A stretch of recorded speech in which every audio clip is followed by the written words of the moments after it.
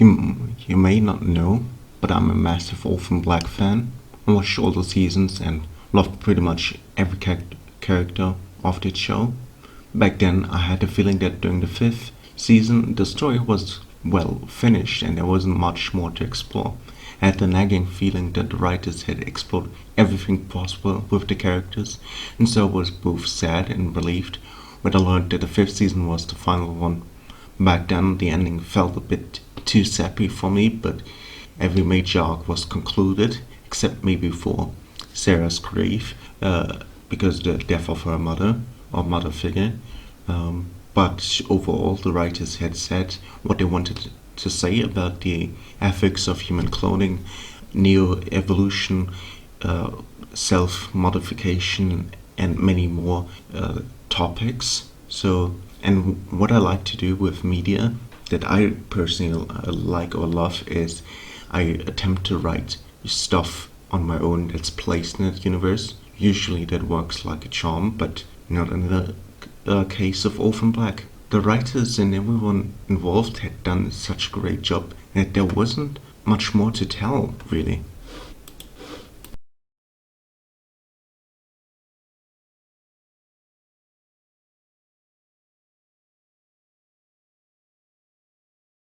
Why do I begin this video like that? Well, this show received a spin-off or sequel series. It's titled Orphan Black Echoes with Kristen Ritter in the lead, and I like Kristen Ritter, so I was kinda excited for the show, as for a long time there was quite radio silence, no press, no anything really, except for a teaser trailer. But let's get to it. Let's get straight to it. Did Echoes live up to my expectations? Well, not quite. While I'm aware that even the original Orphan Black series had its rough patches, the pilot episode was undeniably gripping, a hook at sinker. Unfortunately, Echoes fails to replicate that hook, really. The initial mystery introduced into the series is intriguing, but disappointingly, it's all wrapped up by episode 4 or 5, I don't remember, and the first season of OBE only has 10 episodes, so this premature resolution suggests, at least for me, a lack of confidence from the writers, both in both the audience and the story itself. Here I do have to say that while the performances improve as the season progresses and the actors groove into their roles, the underlying issue remains unresolved.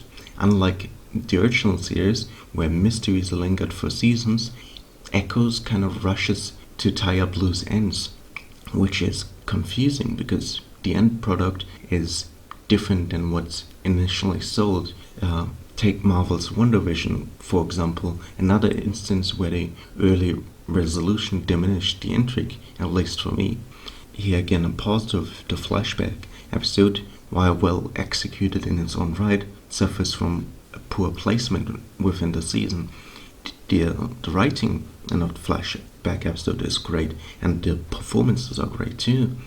It's just the placement that I didn't understand why put it there. And then there's the issue of star power. Kristen Ritter is undoubtedly talented, but she struggles to differentiate her character Lucy from her previous role as Jessica Jones, and she played Jessica Jones quite well, and that worked in that series. It doesn't, but the same character or the same persona doesn't work in an entirely different show. So yet again, there are positives. The efforts from Amanda Fix, who plays Jules, the young clone, and Rhea Kilstead, who portrays the older version of the original, so to speak, of which Kristen Ritter's character Lucy is cloned off, and also Jules is a clone of. They portray the different stages of the same character commendable, but Ritter performance just falls short for me, because she doesn't really capture the essence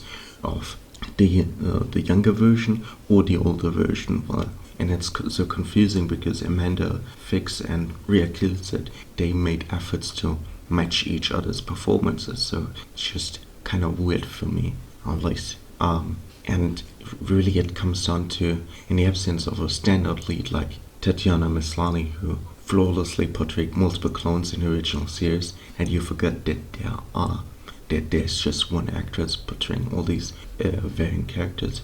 Echoes struggles to maintain audience engagement, and then there's the setting. It lacks distinction, often feeling like a generic sci-fi setting rather than a near future world, and it was done better in the original series too, where you had these small instances of body modifications and cloning technology and stuff. So I feel like the writers weren't brave enough, or the visual style, whoever did this, wasn't brave enough to like take us really into a different world. However, despite its flaws, Echoes does have its redeeming qualities, like I mentioned before. Keely Hawes, I totally forgot that she's in there. Amanda Fix and Rhea Kielstedt deliver strong performances, elevating the material they're given. And personally, I found Kielstedt's portrayal of the older Eleanor and the side character of Tina particularly compelling. And there's only one thing left to say, and that is that a cameo from Maslany could have injected some much needed energy into this series. I know we got Felix and Cosima's girlfriend. I forgot her name because I don't really like that character.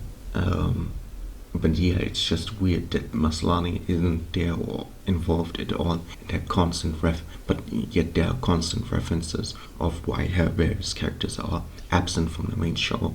Ultimately, I give Orphan Black Echoes a rating of 6 clones out of 10. Perhaps my score is influenced by my love for the original series and my hopes for improvement in the future for that sequel show.